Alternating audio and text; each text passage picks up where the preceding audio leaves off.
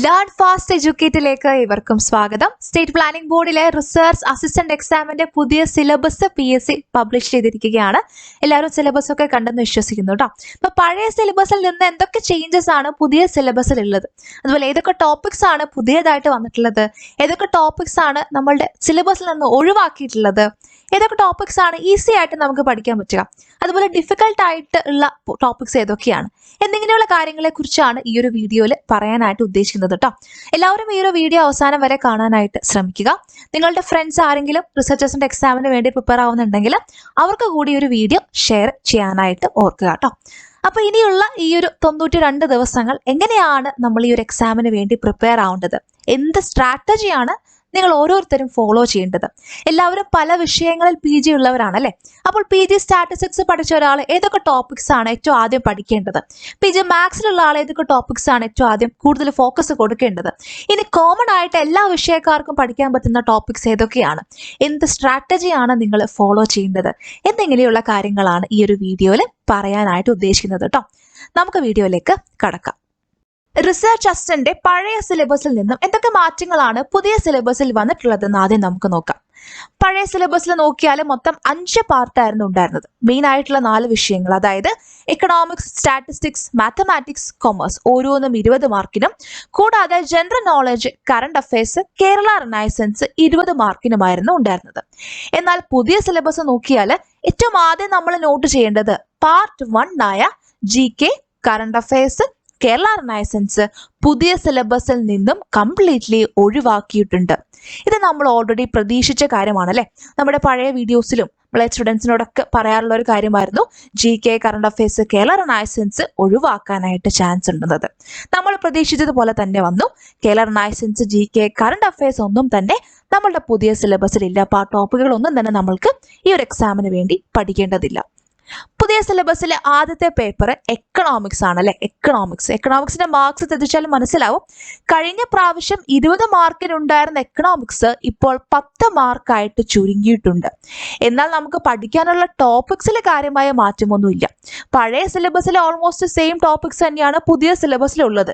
ചെറിയ രീതിയിൽ എക്സ്ട്രാ ആയിട്ട് ചില ടോപ്പിക്സ് വന്നിട്ടുണ്ട്, ചില ടോപ്പിക്സ് ഒഴിവാക്കിയിട്ടുണ്ട്. അപ്പോൾ ഓവറോൾ നോക്കിയാൽ പഴയ സിലബസിൽ നിന്ന് വലിയ വ്യത്യാസമൊന്നും എക്കണോമിക്സിന് വന്നിട്ടില്ല. പുതിയ സിലബസിലെ പാർട്ട് 2ഉം പാർട്ട് 3യുമാണ് നമ്മൾ പ്രതീക്ഷിക്കാതെ വന്ന പുതിയ വിഷയങ്ങളല്ലേ. എക്കണോമെട്രിക്സും അതുപോലെ എക്കണോമിക് സ്റ്റാറ്റിസ്റ്റിക്സും രണ്ടും 10 മാർക്കിനാണ് വന്നിട്ടുള്ളത്. ഈ എക്കണോമെട്രിക്സും എക്കണോമിക് സ്റ്റാറ്റിസ്റ്റിക്സും ഒക്കെ എക്കണോമിക്സുകാർക്ക് മാത്രം പഠിക്കാൻ പറ്റുന്ന ടോപ്പിക്സ് അല്ല കേട്ടോ. ഇപ്പൊ എക്കണോമെട്രിക്സിൽ വരുന്ന പല ടോപ്പിക്സും സ്റ്റാറ്റിസ്റ്റിക്സ് പഠിച്ചിട്ടുള്ളവർക്ക് പല ഭാഗങ്ങളിലായിട്ട് പഠിക്കുന്ന ടോപ്പിക്സ് ഒക്കെയാണ്. എക്കണോമിക് സ്റ്റാറ്റിസ്റ്റിക്സ് ആണെങ്കിലും എക്കണോമിക്സ് പഠിച്ചവർക്ക് ഒരു മുൻഗണന അവിടെ ഉണ്ടെന്ന് പറയാനും പറ്റില്ല. എല്ലാവർക്കും കോമൺ ആയിട്ട്, എല്ലാ വിഷയക്കാർക്കും കോമൺ ആയിട്ട് പഠിക്കാൻ പറ്റുന്ന തരത്തിലുള്ള ടോപ്പിക്സ് ആണ് നമുക്ക് എക്കണോമിക് സ്റ്റാറ്റിസ്റ്റിക്സിൽ വരുന്നത്. അപ്പൊ ഈ ഒരു 2 പുതിയ ടോപ്പിക്സ്, 2 പുതിയ വിഷയങ്ങളും 10 മാർക്കിനാണ് നമുക്ക് പഠിക്കാനായിട്ട് വരുന്നത്. പിന്നെ വരുന്നത് കൊമേഴ്സ് ആണ്.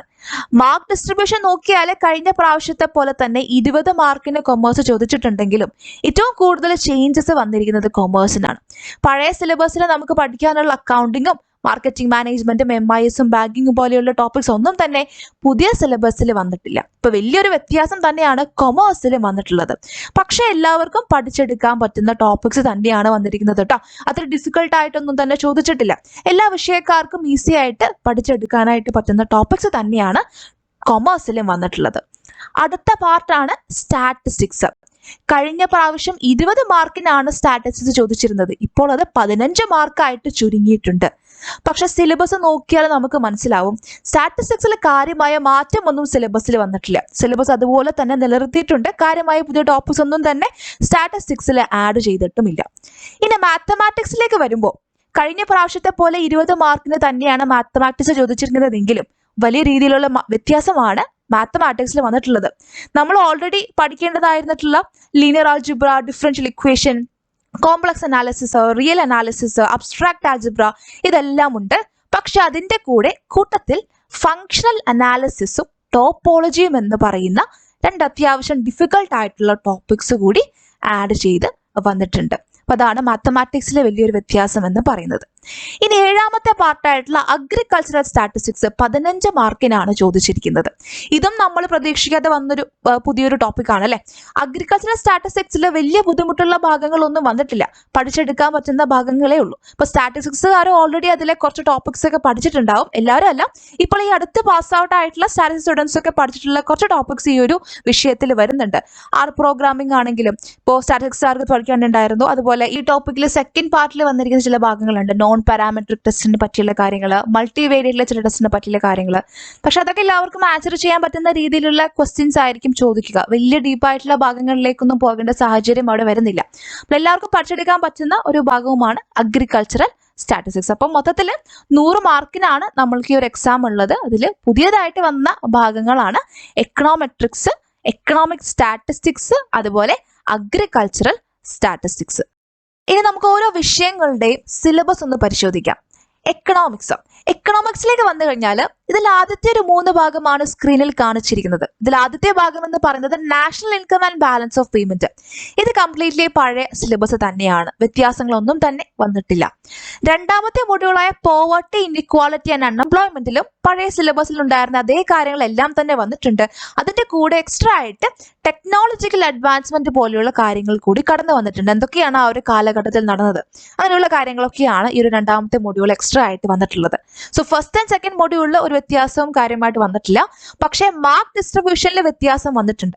2 മാർക്ക് വീതമാണ് ഇപ്പോൾ ഓരോ മൊഡ്യൂളിൽ നിന്നും വന്നിരിക്കുന്നത്. നേരത്തെ അങ്ങനെ ആയിരുന്നില്ല, കുറച്ചുകൂടി കൂടുതൽ മാർക്സ് ഓരോ മൊഡ്യൂളിൽ നിന്ന് നമുക്ക് കിട്ടുമായിരുന്നു. ഇനി മൂന്നാമതായിട്ട് വന്നിരിക്കുന്നത് resource allocation and game theory. ഇത് കഴിഞ്ഞ സിലബസിൽ ഉണ്ടായിരുന്നതല്ല. പക്ഷെ ഇതിലെ ചില കാര്യങ്ങളൊക്കെ നിങ്ങൾ സ്റ്റാറ്റിസ്റ്റിക്കൽ അസിസ്റ്റന്റ് എക്സാമിന് വേണ്ടി പഠിച്ചിട്ടുണ്ടെങ്കിൽ അത് ഓർമ്മയുണ്ടാവും. അവിടെ പഠിച്ചിട്ടുള്ള ചില കാര്യങ്ങൾ ഇവിടെയും കടന്നു വന്നിട്ടുണ്ട്. അപ്പോൾ എക്കണോമിക്സ് പഠിച്ചവർക്കും അതുപോലെ സ്റ്റാറ്റിസ്റ്റിക്കൽ അസിസ്റ്റന്റ് എക്സാമിന് വേണ്ടി പഠിച്ചിട്ടുള്ളവർക്കും ഈ ഒരു മൊഡ്യൂൾ ഒരു ഓർമ്മ പുതുക്കലായിരിക്കും. അല്ലെങ്കിൽ കുറച്ചുകൂടി എളുപ്പത്തിൽ അവർക്ക് ഈ ഒരു മൊഡ്യൂൾ കൈകാര്യം ചെയ്യുവാനായിട്ട് പറ്റിയേക്കാം. എന്നാലും തിയറിറ്റിക്കൽ ആയിട്ടുള്ള ഭാഗങ്ങളും ഈ ഒരു 3rd മൊഡ്യൂളിൽ കടന്നു വരുന്നുണ്ട് കേട്ടോ. സോ നമ്മൾ എക്കണോമിക്സിൽ ഇതുവരെ ക്ലാസ്സിൽ എടുത്തിരിക്കുന്നതിൽ ആദ്യത്തെ 2 മൊഡ്യൂൾ പഠിച്ചു കഴിഞ്ഞിട്ടുണ്ട് അല്ലേ. സെയിം തന്നെയാണ്, ചേഞ്ചസ് ഒന്നും തന്നെ വന്നിട്ടില്ല. ഇതിൽ സെക്കൻഡ് മൊഡ്യൂളിലെ ടെക്നോളജിക്കൽ അഡ്വാൻസ്മെന്റ് എന്ന് പറയുന്ന ഭാഗം മാത്രമാണ് ഇനി എക്സ്ട്രാ ആയിട്ട് നമ്മൾക്ക് ആ ഒരു മൊഡ്യൂളിലേക്ക് കടന്നു വന്നിട്ടുള്ളത്. അപ്പൊ അങ്ങനെയുള്ള ബാക്കിയുള്ള എക്സ്ട്രാ ടോപ്പിക്സ് ഒക്കെ ഇനി വരും ദിവസങ്ങളിലായിരിക്കും അപ്ലോഡ് ചെയ്യുക കേട്ടോ. ഇനി എക്കണോമിക്സിലെ 4ാമത്തെയും 5ാമത്തെയും 6ാമത്തെയും മൊഡ്യൂൾസ് പരിശോധിച്ച് കഴിഞ്ഞാൽ 4ാമത്തെ മൊഡ്യൂളിൽ നമുക്ക് നേരത്തെ ഉണ്ടായിരുന്ന ചില ഭാഗങ്ങൾ കടന്നു വന്നിട്ടുണ്ട്. അതല്ലാതെയും കുറച്ച് ടോപ്പിക്സ് ഈ ഒരു മൊഡ്യൂളിലേക്ക് ഇൻക്ലൂഡ് ചെയ്തിട്ടുണ്ട്. മുൻപത്തെ സിലബസിൽ നമുക്ക് ഈ പറഞ്ഞ GSTയെ പറ്റിയും ഡയറക്റ്റ് ഇൻഡയറക്റ്റ് ടാക്സിനെ പറ്റിയും ഒക്കെ പഠിക്കാനുണ്ടായിരുന്നു. കാനൺസ് ഓഫ് ടാക്സേഷൻ അതും പഠിക്കാനുണ്ടായിരുന്നു. ഇപ്പോൾ പുതിയ സിലബസിലും ഈ ടോപ്പിക്സ് വന്നിട്ടുണ്ട്. ചില ടോപ്പിക്സ് മാത്രം എക്സ്ട്രാ ആയിട്ടും 4th മൊഡ്യൂളിലേക്ക് കടന്നു വന്നിട്ടുണ്ട്. ഇനി 5th module fiscal federalism and budget. അത് നേരത്തെ ഉണ്ടായിരുന്ന സിലബസിൽ ഉണ്ടായിരുന്നത് പോലെ തന്നെയാണ് ഇപ്പോഴും ഈ പുതിയ സിലബസിൽ വന്നിരിക്കുന്നത്. നേരത്തെയും ഈ ടോപ്പിക്സ് എല്ലാം തന്നെ നമ്മൾക്ക് പഠിക്കാനായിട്ടുണ്ടായിരുന്നു. ഇനി 6ാമത്തെ module sustainable development. Sustainable development എന്ന് പറഞ്ഞ ടോപ്പിക് ശരിക്കും നമ്മൾ പഠിക്കേണ്ട ടോപ്പിക് തന്നെയാണ്. നമ്മുടെ സിലബസിൽ എക്കണോമിക്സിൽ ആ ഒരു ടോപ്പിക് പറഞ്ഞില്ല എങ്കിൽ പോലും നമ്മൾ പഠിക്കേണ്ട ഒരു ടോപ്പിക് തന്നെയാണ് ഒരു സസ്റ്റൈനബിൾ ഡെവലപ്മെന്റ് എന്ന് പറയുന്നത്. അത് 2 മാർക്കിനാണ് ചോദിക്കുന്നത്. ഇവിടെ പ്രശ്നമെന്ന് പറയുന്നത് സസ്റ്റൈനബിൾ ഡെവലപ്മെന്റ് 2 മാർക്കിനും ഫിസ്ക്കൽ ഫെഡറലിസം ആൻഡ് ബഡ്ജറ്റ് 1 മാർക്കിനുമാണ് ചോദിച്ചിരിക്കുന്നത്. സാധാരണ ഫിസ്ക്കൽ ഫെഡറലിസം ആൻഡ് ബഡ്ജറ്റ് എന്ന് പറയുന്നത് കുറച്ചുകൂടി വലിയൊരു പോർഷൻ ആണ്. അപ്പോൾ സസ്റ്റൈനബിൾ ഡെവലപ്മെന്റ് വെച്ച് കമ്പയർ ചെയ്ത് നോക്കുമ്പോൾ ഫിസ്ക്കൽ ഫെഡറലിസം ബഡ്ജറ്റ് ആണ് കുറച്ചുകൂടി വലിയൊരു പോർഷൻ. അപ്പൊ ഈ ഒരു മാർക്ക് ഡിസ്ട്രിബ്യൂഷൻ ഇങ്ങനെ കൊടുത്തിട്ടുണ്ടെങ്കിലും ഇതേ രീതിയിൽ തന്നെയായിരിക്കും മാർക്ക് ഡിസ്ട്രിബ്യൂഷൻ എന്ന് നിങ്ങൾ കരുതരുത്. PSCയുടെ മുൻപുള്ള എക്സാംസ് നോക്കിക്കഴിഞ്ഞാൽ നിങ്ങൾക്ക് മനസ്സിലാവും മാർക്ക് ഡിസ്ട്രിബ്യൂഷൻ നൽകിയതുപോലെ തന്നെ ക്വസ്റ്റ്യൻസ് ഇടണമെന്ന് നിർബന്ധമില്ല. ഫിസ്ക്കൽ ഫെഡറലിസം ആൻഡ് ബഡ്ജറ്റിൽ നിന്നും മിക്കവാറും 1 മാർക്കിനായിരിക്കില്ല ക്വസ്റ്റ്യൻസ് ചോദിക്കാനായിട്ട് സാധ്യതയുള്ളത്. അതിനേക്കാൾ കൂടുതൽ മാർക്സിന് ഈ ഒരു മൊഡ്യൂളിൽ നിന്ന് ചോദിച്ചേക്കാം. ഇപ്പൊ കഴിഞ്ഞ പ്രാവശ്യമൊക്കെ നമ്മൾ മാത്സിൽ നോക്കിക്കഴിഞ്ഞാൽ അബ്സ്ട്രാക്ട് ആൽജിബ്രയിൽ നിന്ന് 6 മാർക്കിനാണ് ആ ഒരു ഒറ്റ മൊഡ്യൂളിൽ നിന്ന് ക്വസ്റ്റ്യൻസ് ചോദിച്ചത്. അതുപോലെ ഇവിടെയും പല മാറ്റങ്ങളും മാർക്ക് ഡിസ്ട്രിബ്യൂഷനിൽ വന്നേക്കാം. അപ്പോൾ നമ്മൾ പ്രതീക്ഷിക്കുന്നത് പോലെ തന്നെ ആയിരിക്കും കൃത്യം ആ ഒരു 1 മാർക്കിന് തന്നെ ഈ ഒരു 5th മൊഡ്യൂളിൽ നിന്ന് ക്വസ്റ്റ്യൻ ചോദിക്കണമെന്ന് നിർബന്ധമില്ല എന്ന് അർത്ഥം. അടുത്തത് എക്കണോമെട്രിക്സ്. നമ്മൾ പ്രതീക്ഷിക്കാതെ കടന്നു വന്ന പുതിയൊരു ടോപ്പിക് ആണ് അല്ലെ. ഇവിടെ എക്കണോമെട്രിക്സ് നോക്കിക്കഴിഞ്ഞാൽ introduction to econometrics, hypothesis testing, assumptions of classical model, ഈ ഭാഗങ്ങളെല്ലാം എക്കണോമിക്സുകാരെ പോലെ തന്നെ PG സ്റ്റാറ്റിസ്റ്റിക്സുകാരും പഠിച്ചിട്ടുണ്ടാവുന്ന ഭാഗങ്ങളാണ്. സോ വലിയ ബുദ്ധിമുട്ട് സ്റ്റാറ്റിസ്റ്റിക്സുകാർക്കും എക്കണോമിക്സുകാർക്കും ഈ വിഷയം പഠിക്കുവാനായിട്ട് ഉണ്ടാവില്ല. ഇനി ടോപ്പിക്സ് ഒക്കെ പഠിക്കാത്തവരെ സംബന്ധിച്ചിടത്തോളം, പ്രത്യേകിച്ച് കൊമേഴ്സുകാരും മാത്തമാറ്റിക്സുകാരും, ഇത് നിങ്ങൾ ആദ്യമായിട്ട് പഠിക്കാൻ പോകുന്ന ടോപ്പിക്സ് ആയതുകൊണ്ട് തന്നെ പഠിച്ചു തുടങ്ങുമ്പോൾ നിങ്ങൾക്ക് കുറച്ച് ബുദ്ധിമുട്ട് അനുഭവപ്പെട്ടേക്കാം. പക്ഷേ ഇത് നിങ്ങൾക്ക് പഠിക്കാവുന്ന ഒരു ഭാഗം തന്നെയാണ്. എക്കണോമെട്രിക്സ് നൽകിയിട്ടുള്ളത് മാത്തമാറ്റിക്സിലെ പല ഭാഗങ്ങളും വെച്ച് കമ്പയർ ചെയ്ത് നോക്കിക്കഴിഞ്ഞാൽ അതിനേക്കാൾ എളുപ്പത്തിൽ നിങ്ങൾക്ക് പഠിക്കാൻ പറ്റുന്നത് എക്കണോമെട്രിക്സ് തന്നെയാണ്. മാത്രമല്ല മാർക്ക് ഡിസ്ട്രിബ്യൂഷൻ ആണ് ഇവിടെ നിങ്ങൾ ശ്രദ്ധിക്കേണ്ടത്. ഈ ഒരു ടോപ്പിക്കിന് കിട്ടേണ്ടതിനേക്കാൾ കൂടുതൽ മാർക്കാണ്, അതായത് 10 മാർക്കാണ് 6 മൊഡ്യൂൾ പഠിച്ചാൽ നമുക്ക് കിട്ടുന്നത്. ശരിക്കും മാത്തമാറ്റിക്സിലെ സിലബസ് ഒക്കെ വെച്ച് കമ്പയർ ചെയ്ത് നോക്കിയാൽ ഈ 6 മൊഡ്യൂളിലായിട്ട് ചോദിച്ചിരിക്കുന്ന 10 മാർക്കിന്റെ ടോപ്പിക്സ് ഒക്കെ വേണമെങ്കിൽ അവർക്ക് 5 മാർക്കിന് ചോദിക്കാമായിരുന്നു. അപ്പൊ ഈ ഒരു 10 മാർക്കിന് ചോദിച്ചിട്ടുള്ള 6 മൊഡ്യൂൾസും പഠിക്കാനുള്ള എഫേർട്ട് നിങ്ങൾ മാത്തമാറ്റിക്സിലാണ് ഇടുന്നതെങ്കിൽ നിങ്ങൾ ചിലപ്പോൾ മാത്സിലെ ഒരു 5 മാർക്കിന്റെ മൊഡ്യൂൾ മാത്രമേ പഠിക്കാനായിട്ട് സാധിക്കുകയുള്ളൂ. അപ്പൊ മാത്തമാറ്റിക്സിനെ വെച്ച് കമ്പയർ ചെയ്ത് നോക്കിയാൽ അതിനേക്കാൾ എളുപ്പത്തിൽ, കൂടുതൽ എളുപ്പത്തിൽ നിങ്ങൾക്ക് മാർക്ക് മേടിക്കാനായിട്ട് ഈ ഒരു എക്കണോമെട്രിക്സ് എന്ന് പറയുന്ന വിഷയം കൊമേഴ്സുകാരെയും മാത്സുകാരെയും ഒക്കെ സഹായിക്കും എന്നുള്ളതാണ് നിങ്ങൾ പ്രത്യേകമായിട്ട് ഓർക്കേണ്ടത് കേട്ടോ. എന്ന് വെച്ച് മാത്തമാറ്റിക്സ് പഠിക്കരുതെന്നല്ല, ആരും തന്നെ ഈ ഒരു എക്കണോമെട്രിക്സ് എന്ന ടോപ്പിക് ഒഴിവാക്കരുത് എന്നാണ് ഉദ്ദേശിച്ചത്. എക്കണോമെട്രിക്സിലെ 4ാമത്തെ module dummy variable regression model ആണെങ്കിലും സ്റ്റാറ്റിസ്റ്റിക്സുകാർക്ക് ഇക്കണോമിക്സുകാർക്കും പഠിക്കാനുണ്ടായിരുന്ന ടോപ്പിക്സ് ആണ്. ഇവിടെയും വലിയ ബുദ്ധിമുട്ട് മറ്റു വിഷയങ്ങൾ പഠിച്ചവർക്ക് ഉണ്ടാകാനായിട്ട് ഇടയില്ല. ഇപ്പൊ ടൈം സീരീസ് എക്കണോമെട്രിക്സും പാനൽ ഡാറ്റയും ഇത്തരം കാര്യങ്ങൾ കുറേയൊക്കെ സ്റ്റാറ്റിസ്റ്റിക്സുകാർക്ക് പഠിച്ചിട്ടുണ്ടാവും. പ്രത്യേകിച്ച് ടൈം സീരീസ് എക്കണോമെട്രിക്സ് ഒക്കെ സ്റ്റാറ്റിസ്റ്റിക്സുകാർക്ക് പഠിക്കാനുള്ളതാണ്. ഇത് അത്യാവശ്യം ഡീപ്പായിട്ട് പോയിട്ടുണ്ട്. ഇപ്പൊ പാനൽ ഡാറ്റയെ പറ്റിയുള്ള ഡീറ്റെയിൽസും വലിയ ബുദ്ധിമുട്ടുണ്ടാവില്ല. ഒരു ക്വസ്റ്റൻ ആണ് മിക്കവാറും സിമ്പിൾ ആയിട്ട് ഏതെങ്കിലും ഒരു ക്വസ്റ്റൻ ആയിരിക്കും പാനൽ ഡാറ്റയിൽ നിന്ന് ചോദിക്കാനായിട്ട് സാധ്യതയുള്ളത് കേട്ടോ. അടുത്തത് എക്കണോമിക് സ്റ്റാറ്റിസ്റ്റിക്സ്. ഇതും നമ്മുടെ സിലബസിലേക്ക് വന്ന പുതിയൊരു വിഷയമാണ് അല്ലെ. അപ്പൊ എക്കണോമിക് സ്റ്റാറ്റിസ്റ്റിക്സ് എല്ലാ വിഷയക്കാർക്കും ഒരേപോലെ കൈകാര്യം ചെയ്യാൻ പറ്റുന്ന ഒരു വിഷയമാണ് കേട്ടോ എക്കണോമിക് സ്റ്റാറ്റിസ്റ്റിക്സ്. ഈ 10 മാർക്കിന് ചോദിച്ചിരിക്കുന്നത് ലേറ്റസ്റ്റ് ആയിട്ടുള്ള റിപ്പോർട്ടുകൾ അല്ലെങ്കിൽ ഇൻഡെക്സ് നമ്പേഴ്സ്, അതിലുള്ള കാര്യങ്ങളെ പറ്റിയുള്ളതാണ്. സസ്റ്റൈനബിൾ ഡെവലപ്മെന്റ് ബോർഡിൽ കേരളത്തിന്റെ സ്ഥാനം എത്ര, അല്ലെങ്കിൽ എത്രാം സ്ഥാനമാണ് ഇന്ത്യയിലെ സ്റ്റേറ്റുകളുടെ ലിസ്റ്റ് എടുത്തു കഴിഞ്ഞാൽ ഓരോ മേഖലയിലും കേരളത്തിന്റെ വളർച്ച ചെയ്ത രീതിയിലാണ്, ഇന്ത്യയുടെ വളർച്ച ചെയ്ത രീതിയിലാണ്. അൺഎംപ്ലോയ്മെന്റ് റേറ്റ് എത്രത്തോളം ഉണ്ട്, GDP ഗ്രോത്ത് റേറ്റ് എത്രത്തോളം ഉണ്ട്, ഇത്തരത്തിലുള്ള ചോദ്യങ്ങൾ, ഇത്തരത്തിലുള്ള ലേറ്റസ്റ്റ് ആയിട്ടുള്ള ചോദ്യങ്ങളാണ് ഇവിടെ ചോദിക്കുക. അപ്പൊ ഈ ഒരു ടോപ്പിക് എല്ലാവർക്കും പഠിക്കാൻ പറ്റുന്ന ടോപ്പിക്കാണ്. ആരും തന്നെ ഇത് വിട്ടുകളയരുത് കേട്ടോ. ഇതിലെ ചില ഭാഗങ്ങൾ ലേൺ ഫാസ്റ്റിൽ ജോയിൻ ചെയ്തിട്ടുള്ള സ്റ്റുഡൻസ് ഓൾറെഡി പഠിച്ചതാണ്. നമ്മൾ NSSOയുടെ പല റിപ്പോർട്ടുകൾ, household consumption expenditure survey, periodic labour force സർവേയും ഈ ഒരു റിപ്പോർട്ടിൽ പറ്റിയിട്ടുള്ള കാര്യങ്ങളൊക്കെ നമ്മൾ ഓൾറെഡി പഠിച്ചു കഴിഞ്ഞതാണ് അല്ലെ. അപ്പൊ അതുപോലെയുള്ള ചില റിപ്പോർട്ടുകളൊക്കെ ഉണ്ട്, RBI പ്രസിദ്ധീകരിക്കുന്ന ചില റിപ്പോർട്ടുകളുണ്ട്. അത്തരം കാര്യങ്ങൾ നമുക്ക് എക്സ്ട്രാ ആയിട്ട് ഇനി പഠിക്കാനുണ്ട്. സസ്റ്റൈനബിൾ ഡെവലപ്മെന്റ് ഗോൾസിൽ ഓരോ ഇൻഡിക്കേറ്റേഴ്സ് ഉണ്ട്. അതിൽ തന്നെ കേരളത്തിന്റെ ഓരോ സ്ഥാനങ്ങൾ, ഓരോ വിഭാഗത്തിലും എത്രയാണ് വരുന്നത്, കേരളത്തിന്റെ സ്ഥാനം എത്ര, ഇന്ത്യയുടെ സ്ഥാനം എത്ര, വളർച്ചാ നിരക്ക് എത്രയാണ്, അത്തരം കാര്യങ്ങൾ നമുക്ക് ഈ ഒരു ഭാഗത്തിൽ പഠിക്കേണ്ടതുണ്ട്. ഈ ക്വാണ്ടിറ്റേറ്റീവ് ഇൻഫർമേഷൻ എന്നുള്ള രീതിയിൽ ചോദിച്ചിരിക്കുന്നത് അതുപോലെയുള്ള കാര്യങ്ങളൊക്കെ തന്നെയാണ് കേട്ടോ. നമ്മുടെ എംപ്ലോയ്മെന്റ് റേറ്റ് എത്രയാണ്, നാഷണൽ ഇൻകത്തിൽ GDP ഗ്രോത്ത് എത്രയാണ്, എക്സ്പെൻഡിച്ചർ എത്ര % ആണ് കുറഞ്ഞിരിക്കുന്നത്, കൂടിയിരിക്കുന്നത്, അങ്ങനെയുള്ള കാര്യങ്ങൾ ഡാറ്റയാണ് ചോദിച്ചിരിക്കുന്നത്. അതുകൊണ്ട് എല്ലാ വിഷയക്കാർക്കും ഈ ഒരു ടോപ്പിക്ക് ഒരുപോലെ പഠിക്കാൻ പറ്റുന്നതാണ്. അതുകൊണ്ട് ആരും ഇത് വിട്ട് കളയരുത്. ഈ ഒരു ടോപ്പിക്കിൽ ഫുൾ മാർക്ക് 10 മാർക്കും മേടിക്കുന്ന രീതിയിൽ തന്നെ നമുക്ക് പഠിക്കാം. പക്ഷേ ഒരു കാര്യമുണ്ട്, ഇത്തരം ലേറ്റസ്റ്റ് ട്രെൻഡ്സ് ചോദിക്കുമ്പോൾ നിങ്ങൾ എക്സാംസ് ഒക്കെ അറ്റൻഡ് ചെയ്തിട്ടുള്ളവരാണെങ്കിൽ അറിയാം, ലേറ്റസ്റ്റ് ട്രെൻഡ്സ് ചോദിക്കുന്ന സമയത്ത് നമ്മൾ ഒരിക്കലും വിചാരിക്കാത്ത തരത്തിലുള്ള ക്വസ്റ്റ്യൻസ് ആയിരിക്കും ചിലപ്പോൾ ചോദിക്കുക. സിലബസ് പ്രകാരം ഈ ടോപ്പിക്സ് എല്ലാം തന്നെ നമുക്ക് പഠിക്കണം എന്നാണ്. പക്ഷേ ഈ സിലബസിൽ ഉൾപ്പെടാത്ത ഏതെങ്കിലും ക്വസ്റ്റ്യൻസ് ചോദിക്കുമോ എന്നുള്ളത് നമുക്ക് ഉറപ്പ് പറയുവാനായിട്ട് സാധിക്കില്ല. ഇതിലില്ലാത്ത കാര്യങ്ങൾ ചിലപ്പോൾ ചോദിച്ചേക്കാം. അപ്പൊ പൊതുവെ എക്കണോമിക്സിലെ കറണ്ട് ആയിട്ടുള്ള വിവരങ്ങൾ ചോദിക്കുമ്പോഴുള്ള പ്രശ്നം അതാണ്. അപ്പൊ നമ്മൾ ഒരിക്കലും വിചാരിക്കാത്ത ക്വസ്റ്റ്യൻസ് ഒക്കെ ചിലപ്പോൾ ചോദിച്ചേക്കാം. അപ്പൊ എന്തായാലും നമുക്ക് ചെയ്യാൻ പറ്റുന്നത് ഇത്രയാണ്. സിലബസിൽ എന്താണോ പറഞ്ഞിരിക്കുന്നത് അത് 100% മുഴുവനായും പഠിക്കുക. സിലബസ് പ്രകാരം തന്നെ 10 മാർക്ക് ചോദിച്ചാൽ ആ 10 മാർക്ക് നമ്മൾക്ക് മേടിക്കാനായിട്ട് പറ്റണം. അപ്പൊ ആ ഒരു രീതിയിൽ വേണം നമ്മൾ ഈ ഒരു എക്കണോമിക് സ്റ്റാറ്റിസ്റ്റിക്സ് എന്ന ടോപ്പിക്ക് പഠിക്കാനായിട്ട്. അടുത്തത് കൊമേഴ്സ്.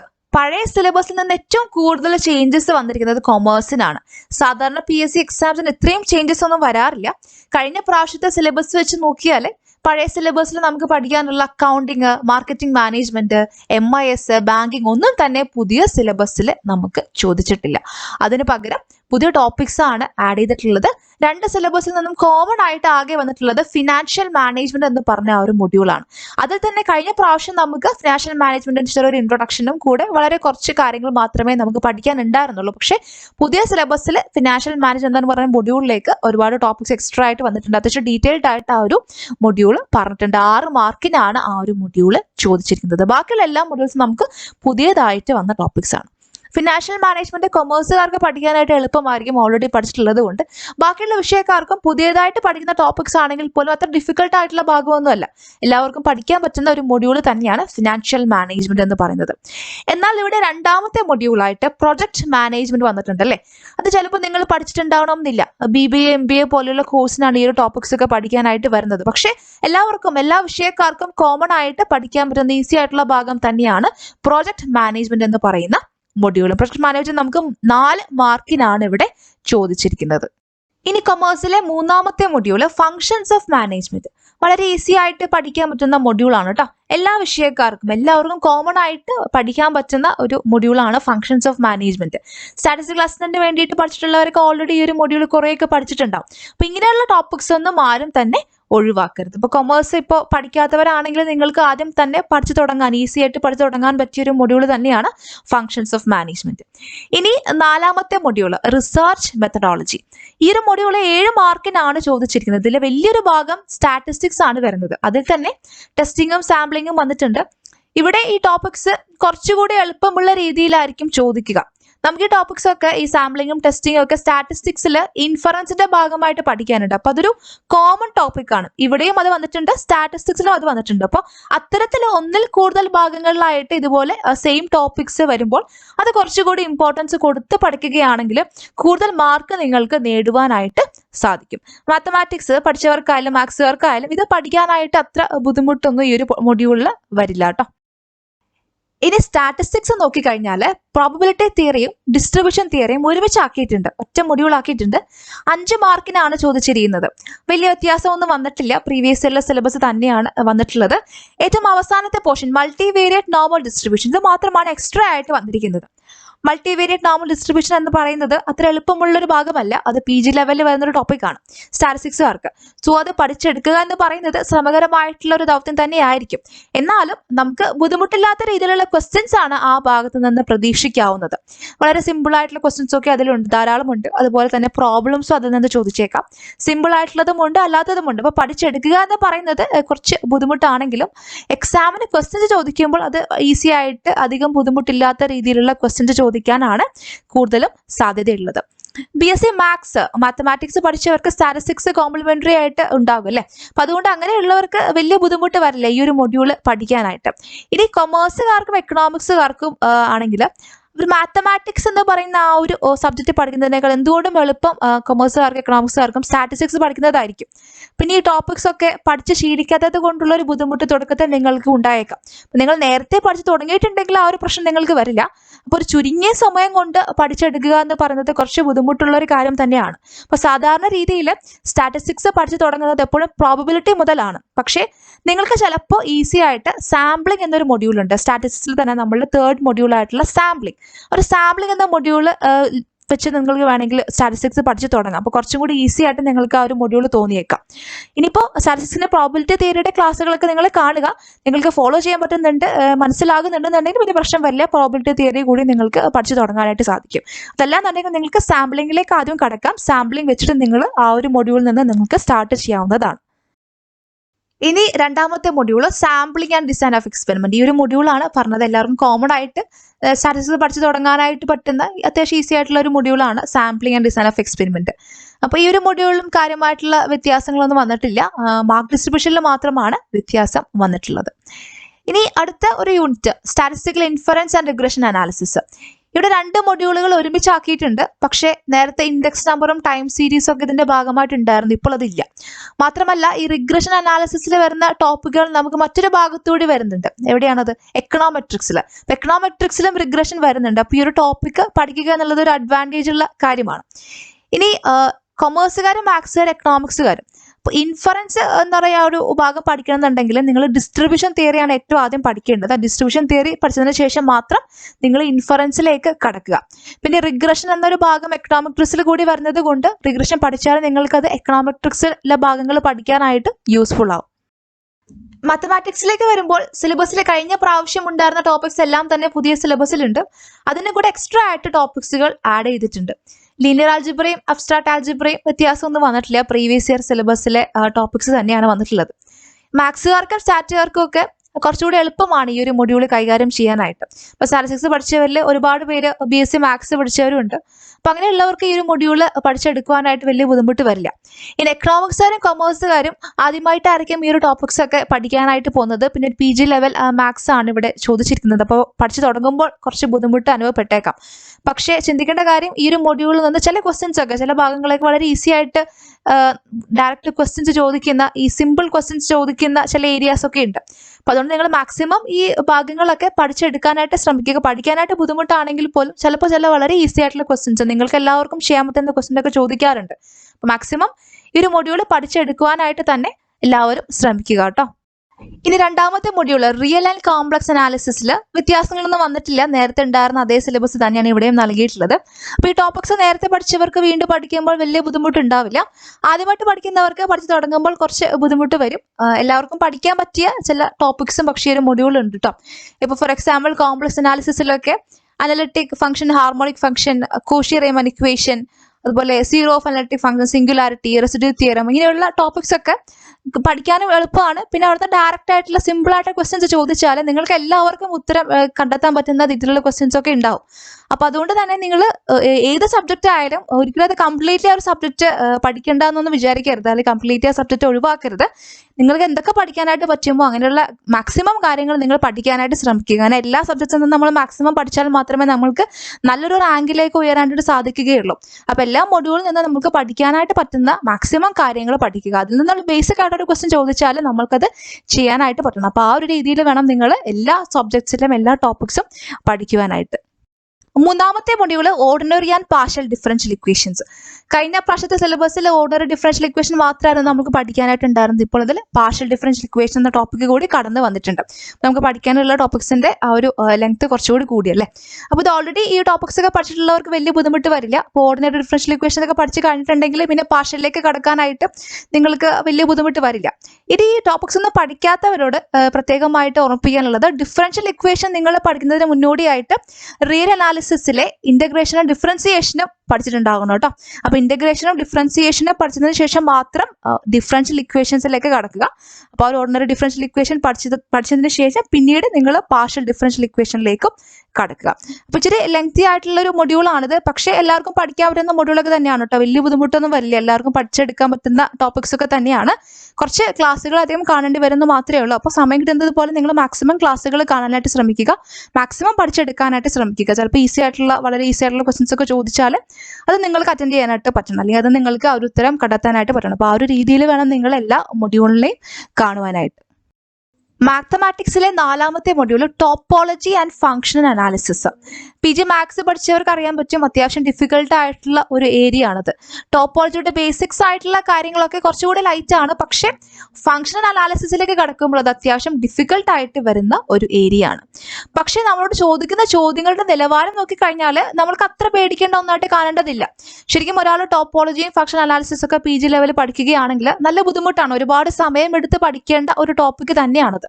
അപ്പോൾ നമ്മളോട് മുൻപ് ചോദിച്ചിട്ടുള്ള ഒരു ലെവലിലുള്ള ക്വസ്റ്റ്യൻസ് ചോദിക്കുകയാണെങ്കിൽ അത്യാവശ്യം മാർക്ക് ഇവിടെ നിന്ന് നമുക്ക് മേടിക്കാനായിട്ട് സാധിക്കും. ഒരു 3 മാർക്കെങ്കിലും, 5 ക്വസ്റ്റ്യൻസിൽ 3 മാർക്കെങ്കിലും മേടിക്കാൻ പറ്റുന്ന രീതിയിൽ നമുക്ക് പഠിക്കാൻ സാധിക്കുന്നതാണ്. അപ്പോൾ ചിലപ്പോൾ ഈ ഭാഗത്ത് നിന്ന് വളരെ ഈസി ആയിട്ടുള്ള ക്വസ്റ്റ്യൻസും ചോദിച്ചേക്കാം. പക്ഷേ പഠിച്ചെടുക്കുവാനായിട്ട് കുറച്ച് ഏറ്റവും ബുദ്ധിമുട്ടുള്ള, മാത്തമാറ്റിക്സിൽ തന്നെ ഏറ്റവും ബുദ്ധിമുട്ടുള്ള ഒരു ഏരിയ ആണ് ടോപ്പോളജി ആൻഡ് ഫങ്ഷണൽ അനാലിസിസ് എന്ന് പറയുന്നത്. നമ്മുടെ സിലബസിലെ ഏറ്റവും അവസാനത്തെ പാർട്ടാണ് അഗ്രികൾച്ചറൽ സ്റ്റാറ്റിസ്റ്റിക്സ്. അതൊരു പുതിയ ടോപ്പിക്കാണ് അല്ലേ. 15 മാർക്കിനാണ് അഗ്രികൾച്ചർ സ്റ്റാറ്റിസ്റ്റിക്സ് വന്നിട്ടുള്ളത്. അപ്പോൾ അഗ്രികൾച്ചർ സ്റ്റാറ്റിസ്റ്റിക്സിലെ ഏറ്റവും ആദ്യത്തെ module agricultural statistics systems in India, അതെല്ലാവർക്കും കോമൺ ആയിട്ട് പഠിക്കാൻ പറ്റുന്ന ഒരു ടോപ്പിക്കാണ് കേട്ടോ. അതുകൊണ്ട് എല്ലാവരും ആ ഒരു ടോപ്പിക്ക് പഠിക്കുക. വലിയ ബുദ്ധിമുട്ടുള്ള ഏരിയ ഒന്നും അല്ല. സർവേയുമായി ബന്ധപ്പെട്ട കാര്യങ്ങളൊക്കെയാണ്. ഇന്ത്യയിൽ നടക്കുന്ന പല സർവേകളുണ്ട്, NSSOയുടെ ഒക്കെ സർവേകൾ ഏത് രീതിയിലാണ്, അതനുസരിച്ചുള്ള കാര്യങ്ങളാണ് നമ്മളോട് ഈ ഒരു മൊഡ്യൂളിൽ നിന്ന് ചോദിക്കുക. അപ്പോൾ എല്ലാവർക്കും, എല്ലാ വിഷയക്കാർക്കും കോമൺ ആയിട്ട് പഠിക്കാൻ പറ്റുന്ന ഒരു മൊഡ്യൂളാണ്. നിർബന്ധമായിട്ട് എല്ലാവരും പഠിക്കാനായിട്ട് ശ്രമിക്കുക കേട്ടോ. ഒരു ആദ്യത്തെ മൊഡ്യൂൾ. ഇനി രണ്ടാമത്തെ മൊഡ്യൂൾ എന്ന് പറയുന്നത് സ്റ്റാറ്റിസ്റ്റിക്സ് സ്റ്റാറ്റിസ്റ്റിക്സ് ആണ് കംപ്ലീറ്റ്ലി ഇവിടെ വരുന്നത്. അവിടെ പാരാമെട്രിക് ടെസ്റ്റുകളുണ്ട്, അഥവാ T test, chi square test, F test പോലുള്ള കാര്യങ്ങളെ പറ്റിയിട്ട് പറയുന്നുണ്ട്. കോൺഫിഡൻസ് ഇന്റർവെൽ നമ്മൾ ഓൾറെഡി സ്റ്റാറ്റിസ്റ്റിക്സിലെ ഇൻഫറൻസിൽ പഠിക്കുന്നുണ്ട് അല്ലെ, കോൺഫിഡൻസ് ഇന്റർവെല്ലിനെ പറ്റിയിട്ടുള്ള കാര്യങ്ങൾ. ഡിസ്ട്രിബ്യൂഷൻ ഫ്രീ സ്റ്റാറ്റിസ്റ്റിക്സ് അഥവാ നോൺ പാരാമെട്രിക് ടെസ്റ്റുകൾ, റൺ ടെസ്റ്റ്, സൈൻ ടെസ്റ്റ് പോലുള്ള കാര്യങ്ങളൊക്കെ. സ്റ്റാറ്റിസ്റ്റിക്സിലെ ഇൻഫറൻസിന്റെ പാർട്ടിൽ നോൺ പാരാമെട്രിക് ടെസ്റ്റ് എന്ന് മാത്രമേ പറഞ്ഞിട്ടുള്ളൂ. അപ്പോൾ ഏതൊക്കെ ടെസ്റ്റുകളാണെന്ന് പറഞ്ഞിട്ടില്ല. പക്ഷെ ഇവിടെ വ്യക്തമായിട്ട് ഇത് പറയുന്നുണ്ട് ഏതൊക്കെ ടെസ്റ്റുകളെ പറ്റിയിട്ടാണ് ചോദിക്കുന്നതെന്ന്.